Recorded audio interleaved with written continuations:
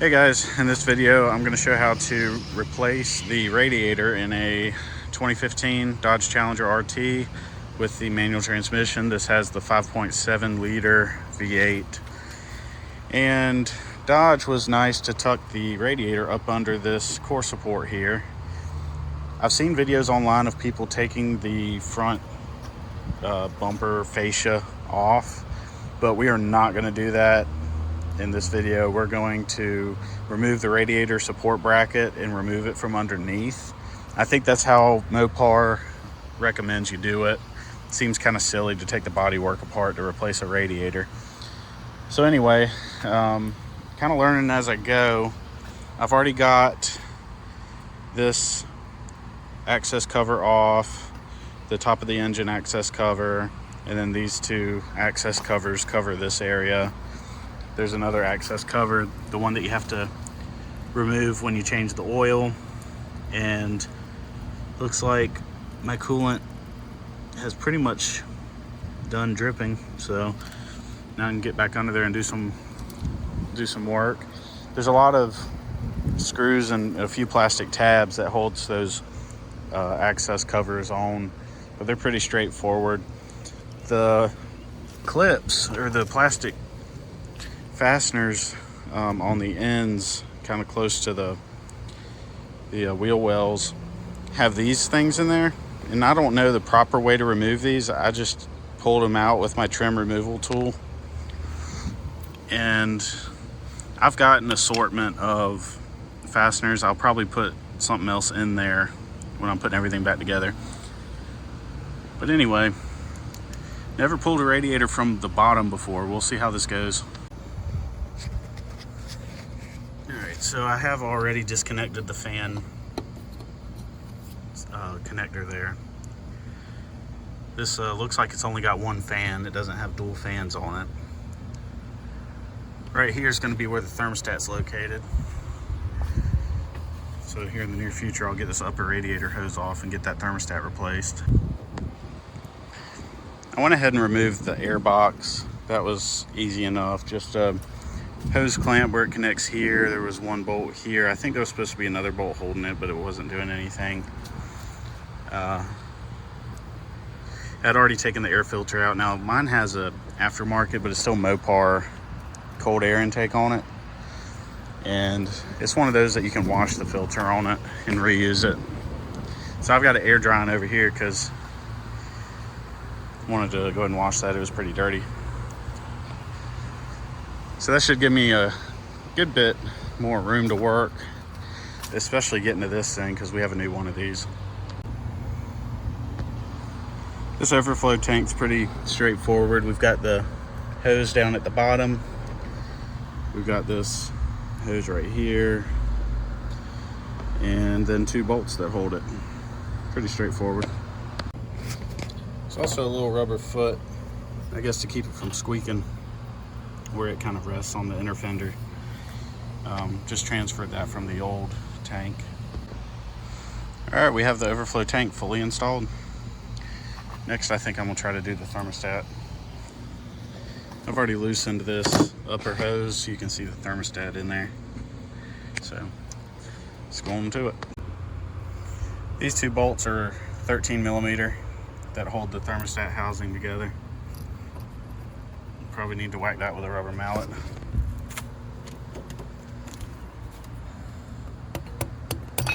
There we go. Now there's my old thermostat. The stock temperature rating is 203 degrees where it opens.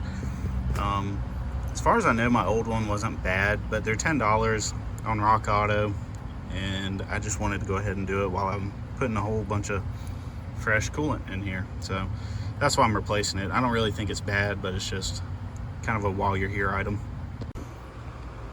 Make sure when you're installing a thermostat that the part with the spring goes towards the engine and not towards the radiator. Just a little.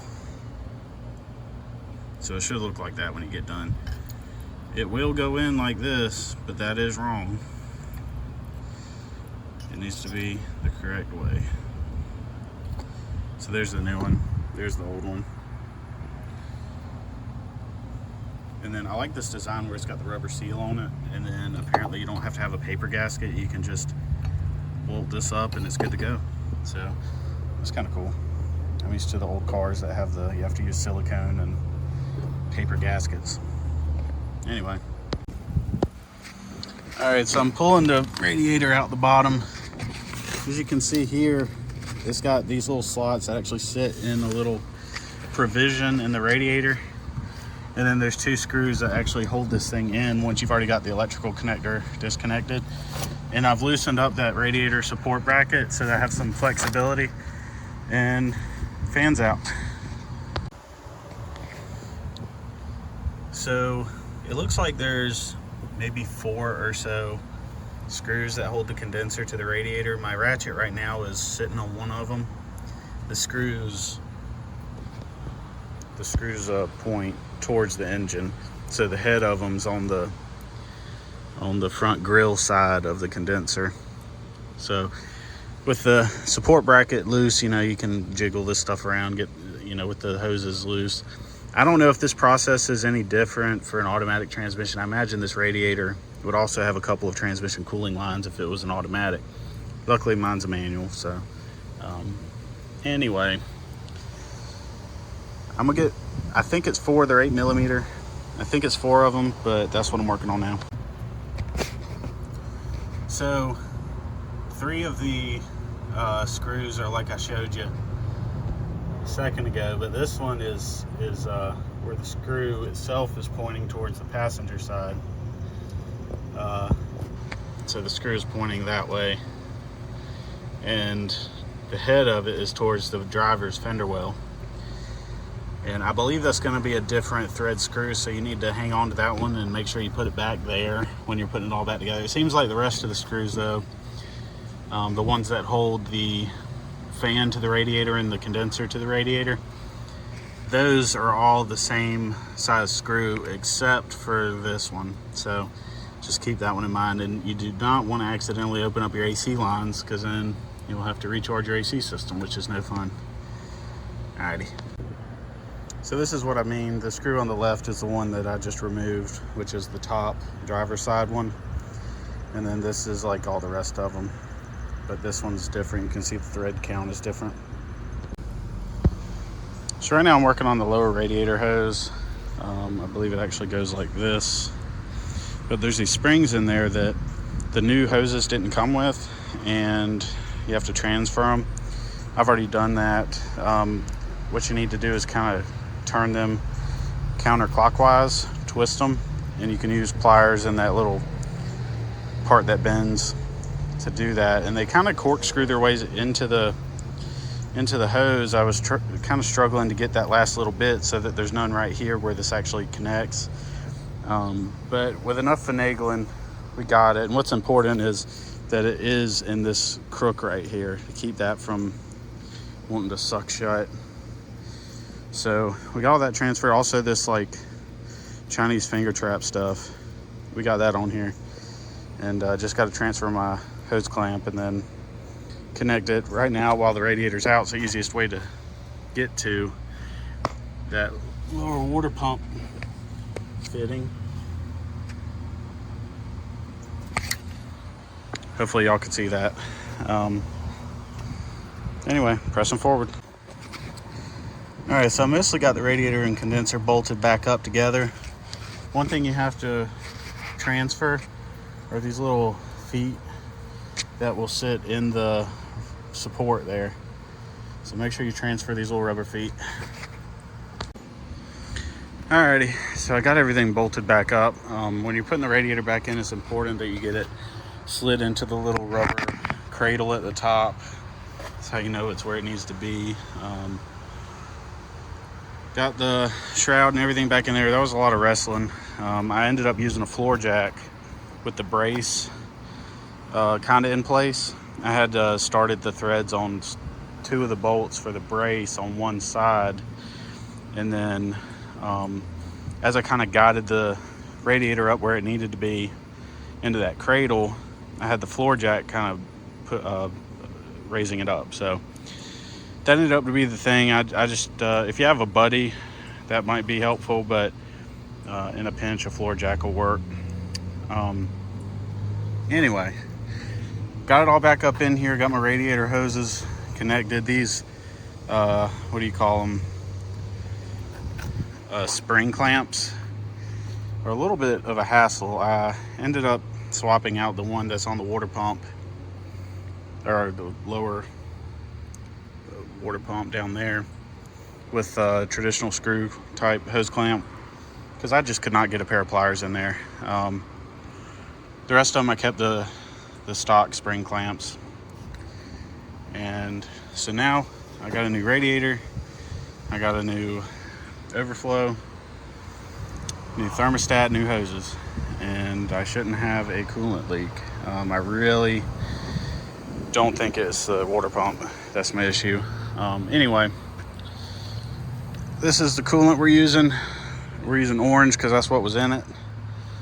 I read the owner's manual. It's really confusing when you read forums what coolant you should use. Just check your owner's manual if you have it. It tells you what to use. Mine said the orange oat, OAT, organic anti-rust, whatever it is. The orange oat is what you want. This is the Rock Auto Special, 50-50 pre-mixed. That way I don't have to mix it. You can get the concentrate if you want to. Anyway, I'm filthy. This is a filthy job to just do in the driveway. I want to get this thing topped off, make sure there's no leaks, and go prop my feet up. So let's see how it goes. And of course I got to put all my inspection covers, plastic covers, back on the engine. But that's after I inspect to make sure it's not leaking. Okay, so there's a procedure to getting the air out of the cooling system on these things. According to the internet, you take out this plug in the water pump right here, and the reason I even thought to do that is I filled up my little reservoir over there, and I got nervous after about a minute. That level wasn't going down. It wasn't sucking into the engine or anything. So you're supposed to undo this plug, and it allows coolant to go into the engine from the expansion tank. Anyway, just kind of fill your expansion tank until you get coolant spilling out of there. Plug this back up and run it. Let it get up to temp and then top it off, and you should be good to go. It also helps right now keeping it on the ramps, so that the front is high. That plug seems to be about the same height as the top of the radiator, so it really should get most of the air out of the system doing it this way. Anyway, if you're wondering what that plug is, that's what it's for. Now, as soon as I took this plug out, my little reservoir tank started going down, so I need to put some more coolant in. Alrighty, time to put the plug back in.